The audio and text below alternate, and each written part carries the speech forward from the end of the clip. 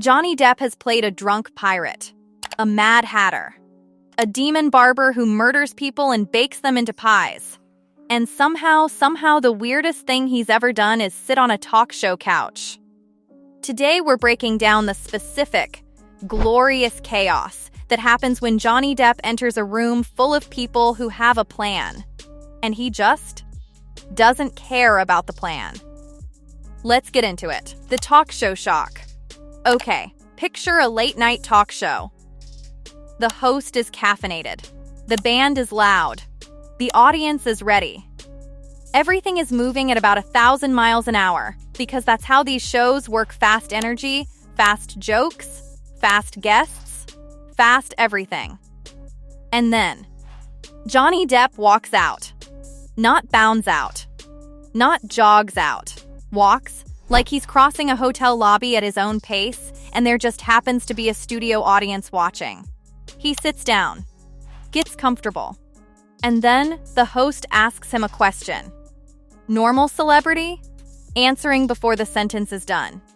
Johnny? He stops, looks at the floor, adjusts whatever collection of rings and scarves he's assembled that day, and just thinks for 5 seconds. On live television. 5 full seconds, that doesn't sound like a lot. But count it out right now. 1, 2, 3, 4, 5. That's an eternity. That's enough time for a host to question every career decision they've ever made. And you can see it happening in real time. The smile gets a little tight. The eyes flick sideways. They're thinking, did he forget the question? Is he upset? Should I jump in? Nope, he's just choosing his words. Carefully, on his own schedule. With zero concern for the fact that there are cameras and an audience, and a segment producer having a quiet meltdown off to the side. Red carpet confusion. Red carpets are chaos, right? Reporters shouting, microphones everywhere. Everyone performing at maximum intensity. The expected move is to match that energy. Big smile. Loud voice. Say something quotable. Keep it moving. Johnny's move? He whispers. Not quietly speaks. Whispers. So soft that reporters have to physically lean into him just to catch what he's saying. In the middle of a screaming crowd. It's genuinely insane. But the best moments? The ones you have to see to believe, those happen in joint interviews. Reporter asks both stars, what was the best part of working together? He shrugs, says one word. Sometimes it's something completely random. There are accounts of him saying things like pancakes, or just a flat, "it was all right," delivered with the energy of someone being asked about their Tuesday. And the co-star is just standing there, holding all that enthusiasm. Nowhere to put it. Smile still on their face, but the lights behind their eyes have gone a little confused. The pirate sets. Here's a fact that still blows my mind. When Johnny Depp showed up to film the first Pirates of the Caribbean, Disney executives thought something had gone wrong. His Jack Sparrow was slurring, stumbling, loaded with weird choices nobody had discussed or approved. The people writing the checks were genuinely considering pulling him from the film. Meanwhile, his co-stars were equally thrown. Orlando Bloom playing it straight, doing the hero thing, hitting his marks. Keira Knightley, same deal. Both of them prepared, professional, ready to work. And then Johnny would arrive and just start doing things. Improvising lines. Wandering mid-scene. Making choices that existed on a completely different planet from the script everyone else was working from.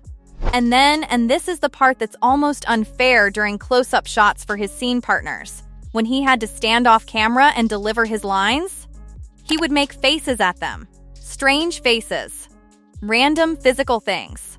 Choices that served zero narrative purpose, except to make it almost impossible for Orlando Bloom or Keira Knightley to stay in character on camera.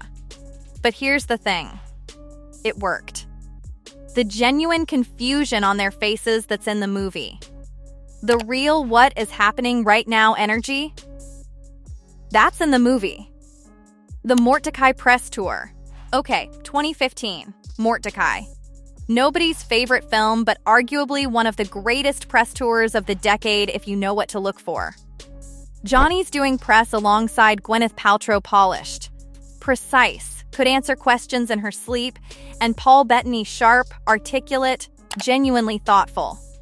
Both of them are absolutely nailing it.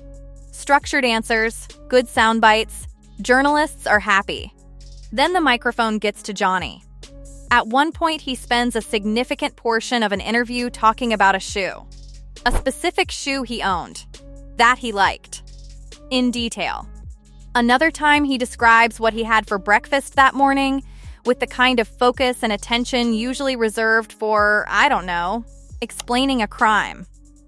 And Gwyneth and Paul are just sitting there. You can watch their faces in the footage. It's not embarrassment. It's not annoyance. It's something more specific than that. It's the look of two people trying to solve a puzzle in real time. They respect him. Clearly, but they also cannot figure out what frequency he's broadcasting on. What makes it brilliant? Accidentally brilliant. Maybe is what it reveals. A press tour has a format. Everyone knows the format. It's polished and rehearsed and professional and completely artificial. Gwyneth and Paul played by the format. Johnny just didn't show up to that meeting. Why silence is a superpower. Quick sidebar, and yes, we know there's a certain irony in discussing the quiet Zen power of a man whose personal life has been the opposite of quiet. But that's a different video. We're staying in our lane here. Back to the silence.